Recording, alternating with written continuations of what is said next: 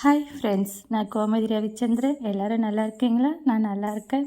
இப்போ நீங்கள் பார்க்குறது இன்றைக்கி வெள்ளிக்கிழமைக்கான பூஜை எதை நீங்கள் பார்க்குறீங்க. என்னோடய வீடியோ பிடிச்சிருந்தா எனக்கு சப்ஸ்கிரைப் பண்ணி சப்போர்ட் பண்ணுங்கள், லைக் பண்ணி ஷேர் பண்ணுங்கள். இன்றைக்கி நாம் நேற்று வியாழக்கிழமை மதிய லஞ்சுக்கு கோவக்காய் பொரியல் செஞ்சு அதை தான் பார்க்க போகிறோம்.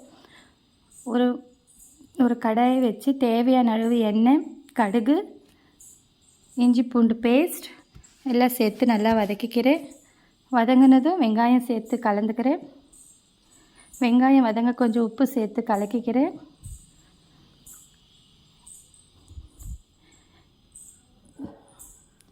வெங்காயம் நல்லா வதங்கினதும் தக்காளி கொஞ்சம் சேர்த்து கலக்கிக்கிறேன்.